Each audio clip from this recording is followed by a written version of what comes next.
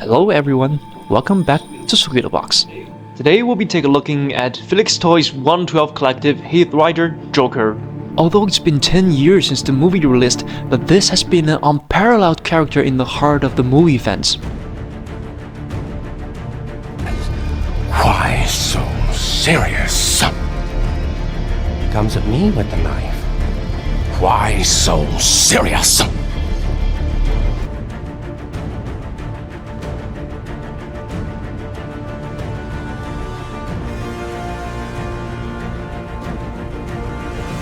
Now, as you can see, this is pretty much everything about this toy and everything that comes along with it. They've got those new poster hands and all those weapons they've been using in the movie, the mask, and an extra head sculpt, an alternative shoe with blade pointing out, some of those hand grenades, and some printed pokers he's been using in the movie. But before introducing them one by one, let's take a closer look at how this ulterior box did. On the front page is those pokers, and at the back of it, it's the Gotham Midnight with the Joker's smiling face on it. And now, without further ado, let's see how this figure did. Now, first thing first, the body. Now, I would like to offer special thanks to my friend Qinghua who made this repaint of the head sculpture for me. But as you can see, the Filix Toys really nailed it this time, because the whole molding was really dedicated.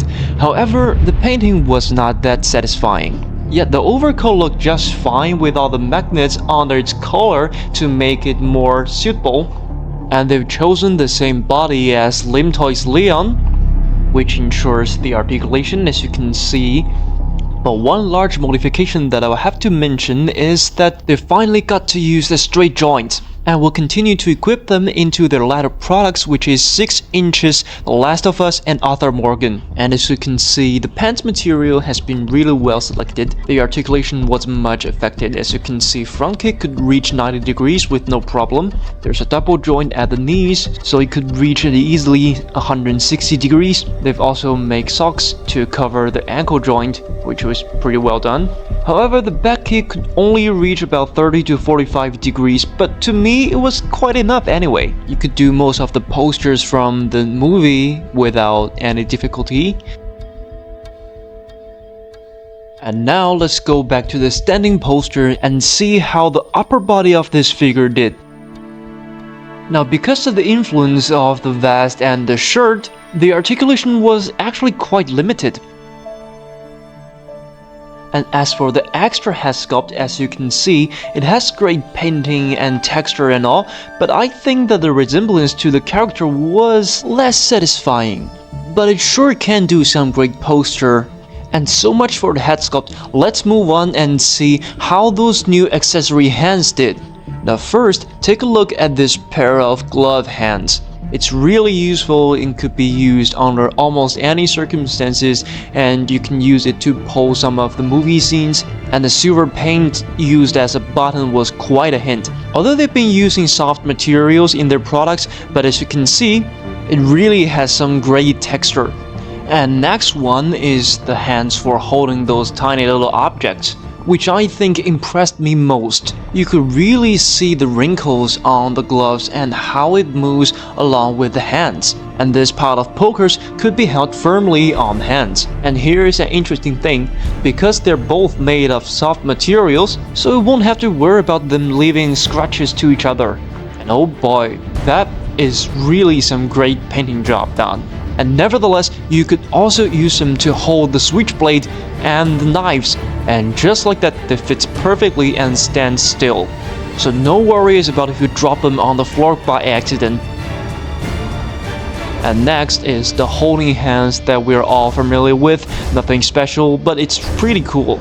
No matter if you're trying to use it to hold a knife or sword or some kind of stick, it will be alright. It could handle them without any difficulty.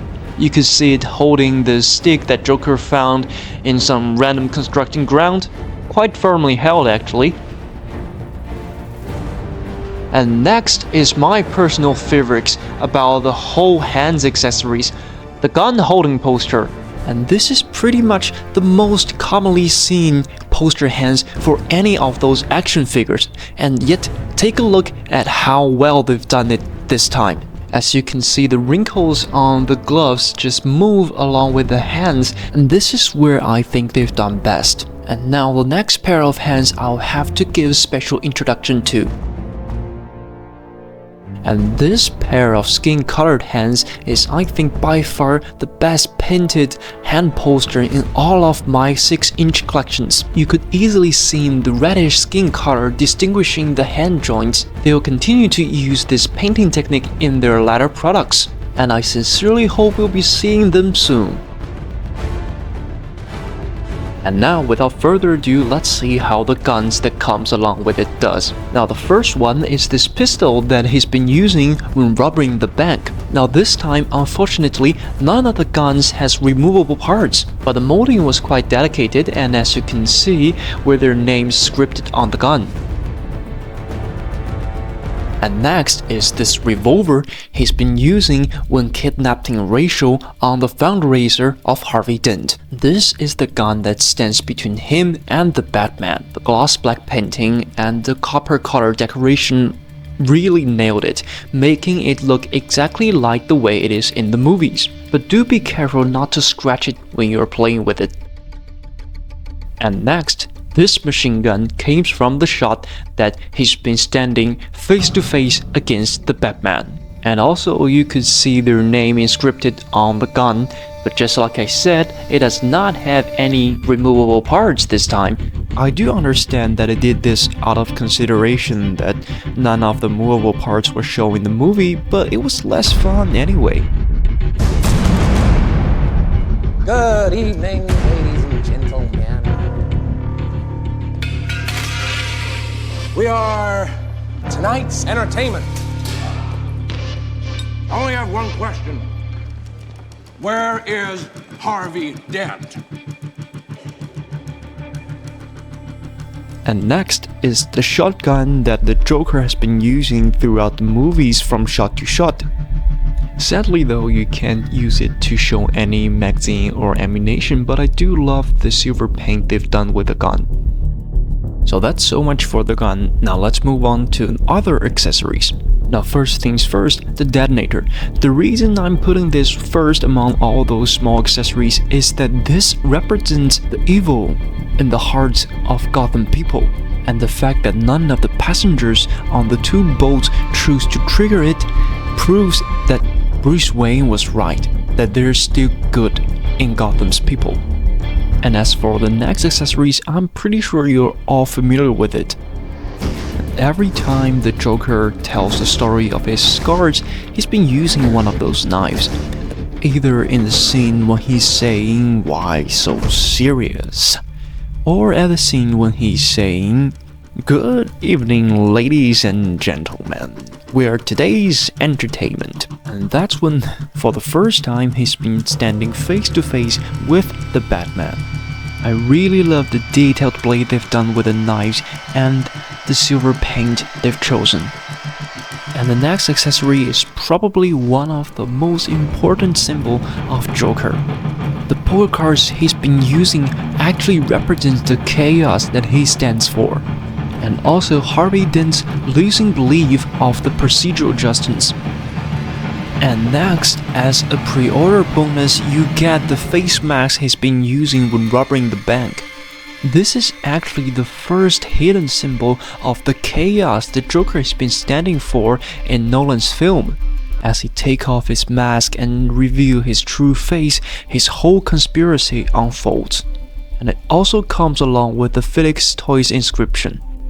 And next, this is the bunch of hand grenades he's been using when dealing with the mob dealers. And you can fit them conveniently in his coat with the hook and loops.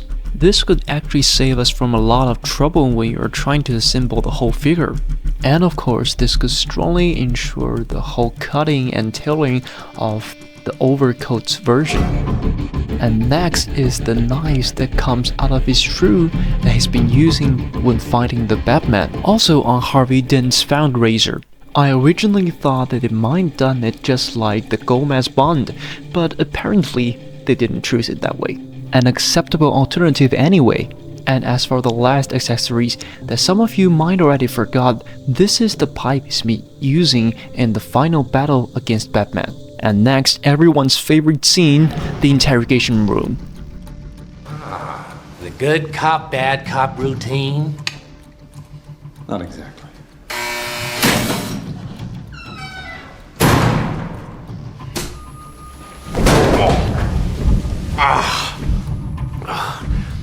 Never start with the head. The victim gets all fuzzy. He can't feel the neck. See? And now, as you can see, the whole overcoat was really neat tailored, but I must say that if some margin was left to the front, it would look greater. And as for the jacket, as you can see, they've done it without the sleeves this time, so that the overcoat could get a better fit. And now this is the Joker in the interrogation room scene. Although he does have a little sloping shoulders and you can see the tie isn't really fitting that well, but the whole overall feeling was quite in the place, especially with the detail of a losing button. So in a word, the conclusion of this figure is that they've done it absolutely above average, but there are still adjustments to be made.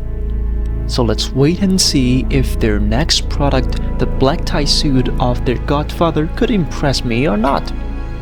And now, this is pretty much everything about this figure, and if you like my video, please do not forget to share, like and subscribe. I'll see you in my next video.